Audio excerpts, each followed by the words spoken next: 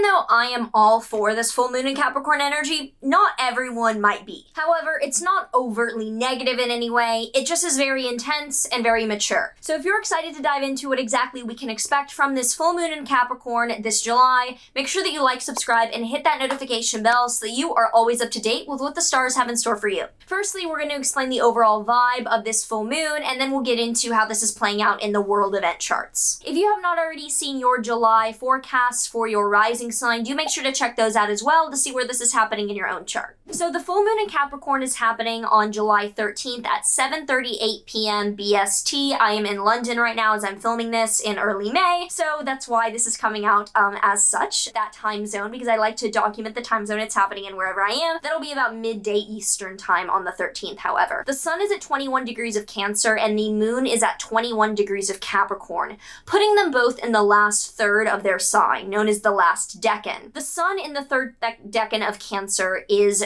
associated with the Four of Cups tarot card, or the Lord of Luxury, where it's ruled by the moon. Cancer is ruled by the moon, and so is this third part. With these decans, they have a little bit of co-rulership that gives them like a little bit of detail from another planet, but the moon ruling both Cancer and this decan makes it very Cancerian, very loving, very luxurious. There's abundance, there is safety, and in the card you can see that the figure has 3 cups and is offered a 4th but doesn't want it. It's like, I'm good, I don't need any more of this, because there can be too much. Like, I cannot just eat a bunch of nut butter. If I eat too much, my stomach hurts, because you can't just eat like a full cup of that stuff and be like, oh, I'm fine, you know what I mean? And I will do that, and I learn, and I'm like, okay, like, you love, this is like your favorite, but like, you know, there's other things. That's a good example of like, yay, like, we love this, but there's a limit to the abundance where you don't quite want so much. The moon is then in the third decan of Capricorn, associated with the Four of Pentacles tarot card. Now, Capricorn is overall ruled by Saturn, but this last third has co-rulership from the sun. And this adds Saturn seriousness with solar pride, giving a lot of power. This card is known as the Lord of Power, but more material power, like you have the structure, you have the ego, and you run this shit. So you usually have options with this because you are the person in control, and it can represent a little bit of the challenges of responsibility where you might have gotten a lot of abundance, a lot of things come your way, you're now the head person, and there are some heavy decisions with that. So it looks like we know that we have enough. In a childish, like, resource hierarchy of needs level, we have enough, and now we're making this decision to give up the childish bullshit and do something with those resources. No more accumulation, no more partying with the money, for example. We're gonna build with it. And we probably are done with the material experiences and now want a lasting legacy. This is letting go in what I would say is a more constructive way, overtly, because we're letting go of what gives us dopamine but not fulfillment, basically. That's how I would concisely TLDR this. And the moon is conjunct Pluto, which is pretty intense. This is kind of the curveball in this, because Pluto is psychological, it's extreme, it is death and rebirth, we know, but if the cliche works, the cliche works. You know, I don't use the words death, rebirth, or transformation for anything besides Pluto, and it looks like we might have this psychological coming to grips moment of, I am done with the innocence, I need to transform and mature and dedicate myself to a little bit of a villain era or a builder era of less consumption and more giving in a very strict, very determined way that feels very aligned. This is happening very close to my ascendant, so I am eagerly looking forward to what I'm going to be kind of letting go of to step up into. There's a sextile from the moon to Neptune, which is an opportunity. Sextiles are opportunities, and Neptune is spiritual growth or things that are ephemeral. So there's the opportunity to enact a higher vision here, and squaring Chiron is kind of challenging. Chiron can indicate vulnerability or sensitivity, so there could be a trigger of an early life wound that there is the option to reveal here, that we can see, oh, I'm still triggered by that. Interesting.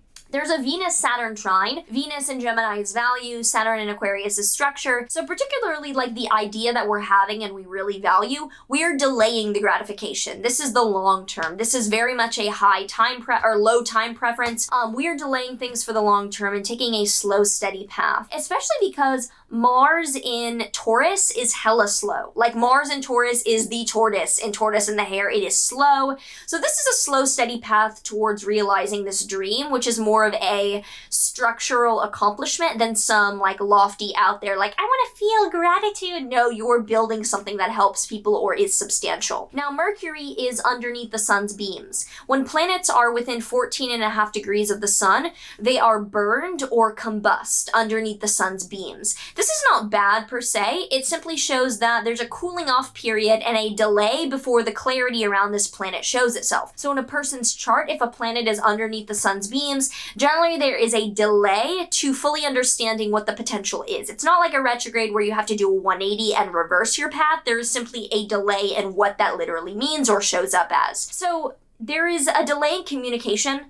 We might be keeping it to ourselves, not sharing, because we want to keep the momentum or the manifestation internal. So I'd say that we're letting go of an innocent chapter that we did enjoy and we are grateful for, but we now have to make room for more adult or more serious structures in our life. And there's a manipulated plan. With Pluto, it's not necessarily bad, but we are crafting this. We are not letting this happen to us. We are literally building this plan. So if you already know what area of your chart Capricorn is and where you are letting go to grow up into something, do let me know down below. Would be interested to hear where this is happening in all of your charts. In the world charts, first off in the US, this is right on the US's Pluto in the second house. So the Pluto return, I have plenty of videos on describing the financial transformation imminent with the United States' slow, steady decline, and full moons in general tend to be drama. So playing into the Pluto return, this could be an economic crisis, honestly. You know, that's very full moon in Capricorn. The Chiron return is happening, so there's a vulnerability here, and Saturn is very close to the US moon, and the moon is ruling the US 8th house of the market.